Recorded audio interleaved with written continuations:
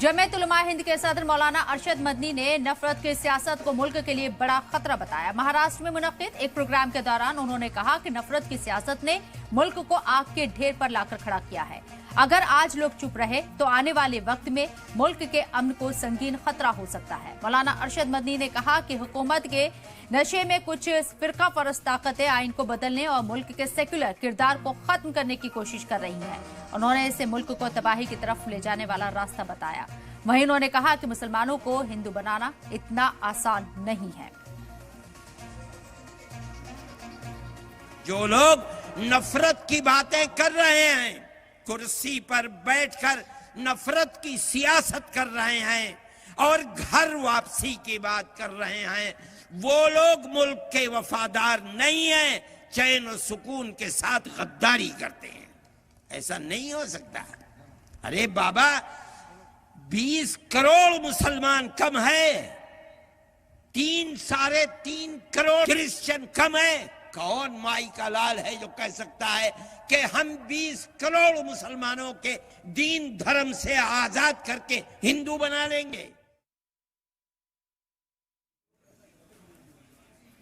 तो मुसलमानों का मजहब कौन बदलवाएगा, ये स्टेटमेंट दिया है अरशद मदनी साहब ने। उनका ये बयान चर्चा का मौजू बन गया है। फिरका परस्त ताकतें हावी हो रही हैं और ये मुल्क के लिए खतरनाक है। उन्होंने तमाम बड़ी बातें कही हैं। दरअसल महाराष्ट्र में एक प्रोग्राम था और इस प्रोग्राम के दौरान ये बड़ी बातें जमात इस्लामी हिंद के सदर मौलाना अरशद मदनी करते हुए नजर आए। मौलाना अरशद मदनी ने सियासत पर कई परतें खोली हैं।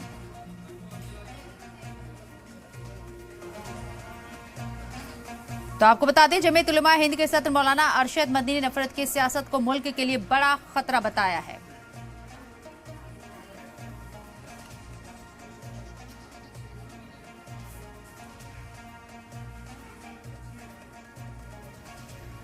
तो नफरत की सियासत पर मौलाना अरशद मदनी वार करते हुए नजर आए। 20 करोड़ मुसलमान अलग कैसे हो गए, ये भी उन्होंने सवाल किया है। इस्लाम का ये चिराग कभी नहीं बुझेगा, जिसकी कोशिशें की जा रही हैं कुछ फिरका परस्त ताकतों के जरिए।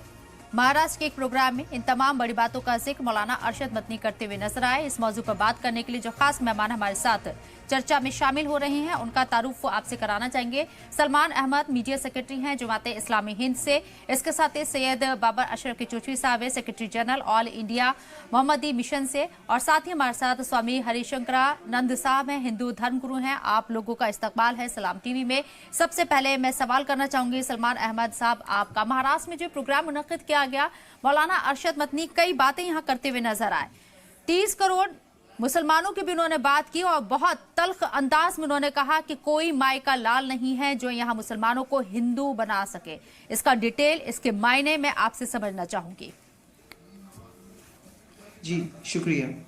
तो सबसे पहले तो मैं ये बात कहना चाहूँगा कि हम में से हर आदमी देख रहा है कि मुल्क में जिस तरीके से नफ़रत का वातावरण बनाने की कोशिश हो रही है, नफ़रत को फैलाने की कोशिश हो रही है, मज़हब के नाम पर लोगों को तोड़ने की कोशिश हो रही है, उसके खिलाफ हर किसी को आवाज़ उठानी चाहिए। मैं मोहतरम अरशद मदनी साहब के बयान को उसी तनाजुर में, उसी कॉन्टेक्स्ट में देखता हूँ कि उन्होंने उसको कंडेम करते हुए ये बात कही कि मुल्क में जो लोग नफ़रत फैला रहे हैं वो मुल्क के दुश्मन हैं। उसी के साथ साथ धर्म परिवर्तन के नाम पर, घर वापसी के नाम पर जो सियासत हो रही है उसको भी कंडेम किया जाना चाहिए। अब जो अल्फाज उन्होंने इस्तेमाल किए, उन अल्फाज के सिलसिले में बात हो सकती है, लेकिन मैं समझता हूँ कि मजमूई हैसियत से वो बात सही है कि ज़ोर ज़बरदस्ती करके किसी को कन्वर्ट कराना, किसी का धर्म परिवर्तन कराने की कोशिश करना, ये अखलाकी तौर पर भी गलत है और हमारे संविधान में भी उसकी गुंजाइश नहीं है। तो जो लोग ऐसी चीज़ें कर रहे हैं उनके खिलाफ आवाज़ उठाई जानी चाहिए और शायद उसी तनाजुर में अरशद मदनी साहब ने भी अपनी बात रखी है।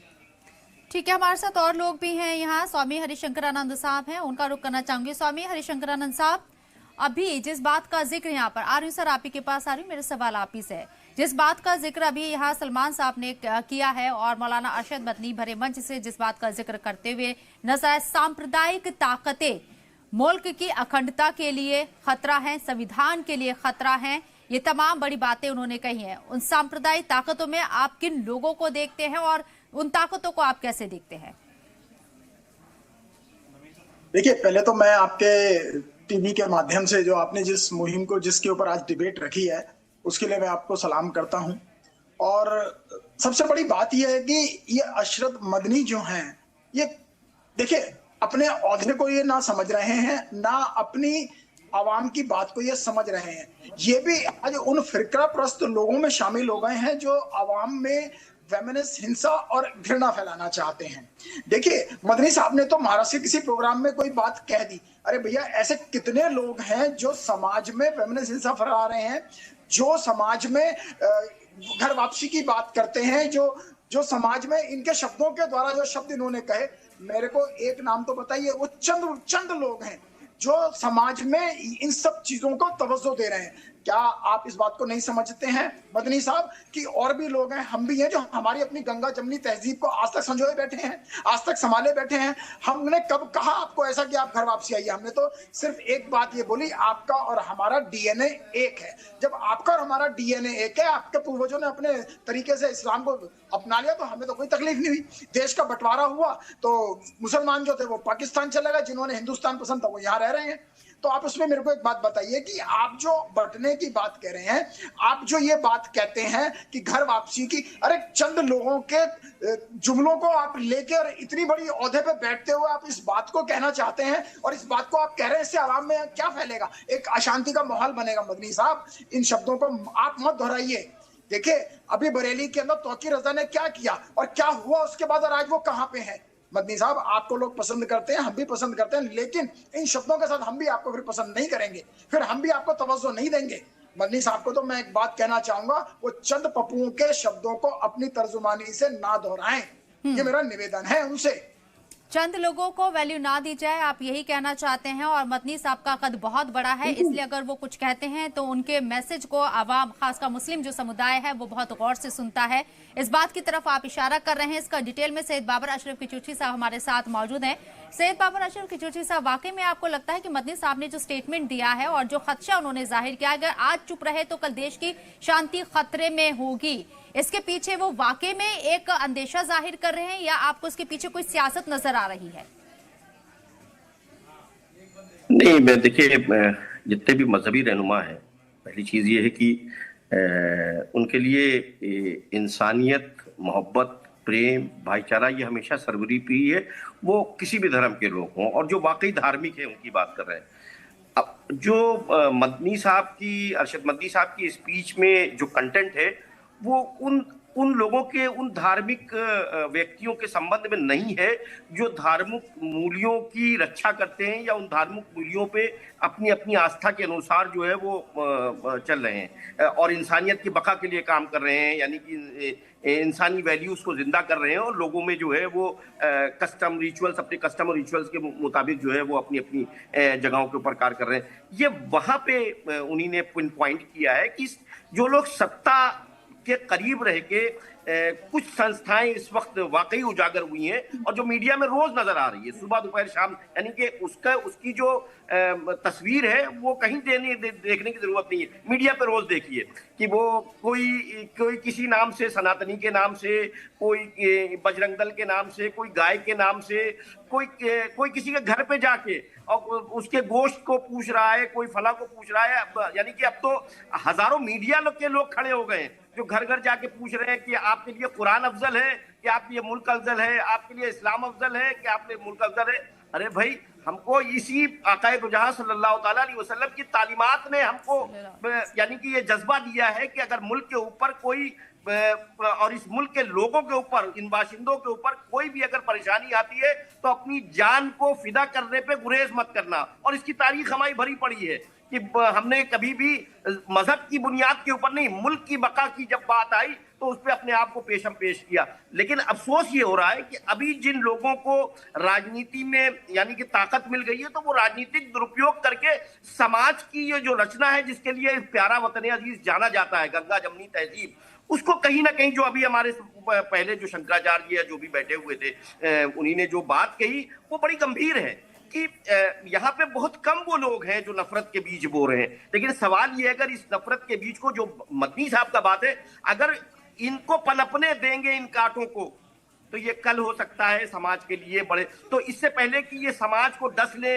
या इस समाज को विषैला कर दें, या यहाँ पे इस कदर पॉल्यूशन हो जाए या इस कदर गैप हो जाए कि हमारा संवाद, जो हमारा पहले भाईचारा और संवाद बना हुआ था, वो संवाद टूट जाए, तो मुझे लगता है ये उस प्रेम को, भाईचारे को और उस संवाद को बनाए रखने और इस मुल्क की जो पहचान है उस पहचान को बचाए रखने के लिए उन्होंने इशारा किया है कि ऐसी ताकतों को कतई तौर पे वो मुसलमानों के मध्य हो, वो हिंदुओं के मध्य हो, वो क्रिश्चियन के मध्य हो, जो इंसानियत को टारगेट कर रही हो, धर्म की बुनियाद पे, ड्रेस की बुनियाद के ऊपर, कास्ट की बुनियाद पे, रिलीजन की बुनियाद पे, लैंग्वेज की बुनियाद पे। आज तो जबान की बात हो रहा है, पराठा बोलते हो कि नहीं बोलते हो, नहीं बोलते हो तो महाराष्ट्र में। तो ये जो अब आ रही है इस किस्म से, नॉर्थ ईस्ट के एक बच्चे को मार दिया इस बुनियाद पे, this is very dangerous. And वो कौन था, हिंदू था, मुसलमान था, कोई मतलब नहीं। देश का बाशिंदा है, जहां भी रहे उसे इज्जत मिलनी चाहिए और लिव विद डिग्निटी, इज्जत की जिंदगी। और क्या नाम है, ये इंश्योर करना है हुकूमत को। अगर उसमें कोई भी शख्स कास्ट अपनी आस्था को यानी कि सुपीरियरिटी को मान के और उसको थोप के किसी के ऊपर जबर करता है, जाति करता है, मुझे लगता है मन्नी साहब का ये इशारा बिल्कुल साफ है कि जबर और जाति किसी भी तौर के ऊपर बर्दाश्त नहीं की जाएगी। ठीक है सर। सलमान अहमद साहब, जिन कुछ हिंदुवादी तंजीमों का मैं जिक्र कर रही थी, बाकायदा सैयद बाबर अशरफ किचलुची साहब ने उनका नाम लेके यहाँ पर खिताब किया है।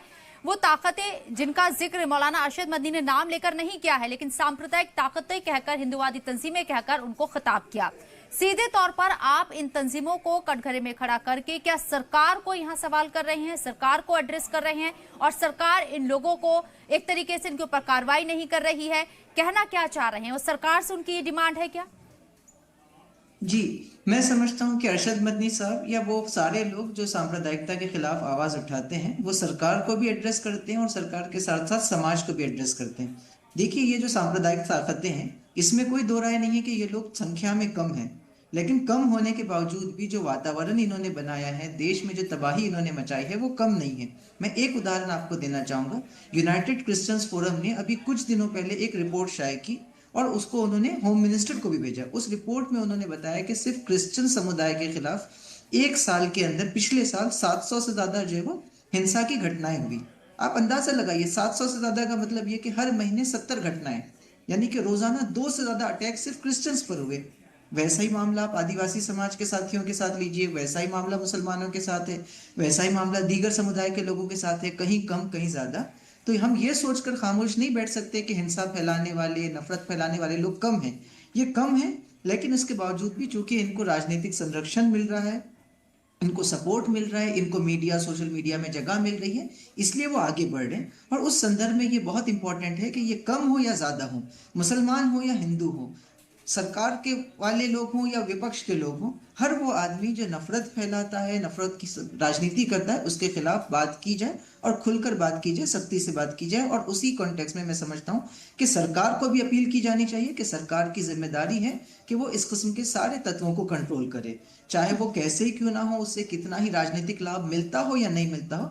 अगर लोग जो वो मजहब के आधार पर, धर्म के आधार पर जो है वो इस तरीके से नफरत फैलाएंगे, तो सरकार का भी काम है कि उसको कंट्रोल करे। और उससे आगे बढ़ के मैं कहना चाहूंगा कि सरकार से आगे बढ़कर ये समाज का, धर्म गुरुओं का और धर्म के से जुड़े लोगों का काम है कि वो आगे आकर कहें कि धर्म बुनियादी तौर पर लोगों को ईश्वर से जोड़ने वाली चीज है, धर्म लोगों को आपस में जोड़ने वाली चीज है। तो जो चीज जोड़ने वाली है उसको तोड़ने के लिए उसका उपयोग करना जो है वो धर्म के साथ भी जो विश्वासघात है, धर्म को भी धोखा देना है और दुनिया को भी धोखा देना है। तो मैं समझता हूँ कि अरशद मदनी साहब का बयान भी सरकार के लिए भी था और आम समाज के लिए भी था। और हम में से हर आदमी को जो सांप्रदायिकता के खिलाफ आवाज उठाए, उसको सरकार से भी सवाल करना चाहिए कि वो अपनी जवाबदारी पूरी करे, और समाज से भी सवाल करना चाहिए कि समाज भी आगे बढ़कर जो इस किस्म के तत्वों को कंट्रोल करने के लिए काम करे। ठीक है सर। स्वामी हरिशंकरानंद साहब, मेरे सवाल आपसे है। मदनी साहब के स्टेटमेंट को मैं यहाँ कोट करके आपसे सवाल लूंगी। धर्म के नाम पर नफरत फैलाने वाले धर्म के प्रतिनिधित्व नहीं करते हैं और वो कोई इसके रहनुमा नहीं है। जिन तंजीमों का जिक्र किया जा रहा है उनके ऊपर रोक लगाने के लिए या उन्हें काबू करने के लिए कोई ठोस प्रयास, कोई कदम उठाए नहीं जाते हैं। सरकार को कैसे देखते हैं इसके ऊपर आप? देखिए, मैं आज आपको एक चीज बताता हूं। शायद अभी आपके यहाँ जो 2 स्कॉलर बैठे हैं और जो पहले उन्होंने कुछ शब्द कहे और उन्होंने पर्टिकुलर कुछ बजरंग दल या अन्य का नाम उन्होंने लेके कोट किया। जरा जब मोदी सरकार नहीं थी, बीजेपी की यूपीए सरकार थी, 60 साल इन लोगों ने राज करा। इन लोगों ने एक ही राजनीति करी, मुसलमानों को दबाया और उनके वोट बैंक का इन्होंने लाभ लेते हुए हिंदुओं को, जबकि बहुसंख्यक है, इनको ये दबाते चले आए। जब ये आपकी सरकार आई बीजेपी की, और साथ में कोalition सरकार है, ये अकेली एक पार्टी की सरकार नहीं है, सबके साझा एजेंडे के ऊपर ये सरकार चल रही है। तो अभी तक ऐसा कुछ भी नहीं कि एक पर्टिकुलर तंजीम को आप नाम लें और आपके चैनल के ऊपर बैठकर और कोट कर दें। अरे फिर तो मैं यहाँ पे बड़े स्पष्ट शब्दों में कहूंगा, क्या तौकीर रजा ने बरेली के अंदर जो करा वो सही करा?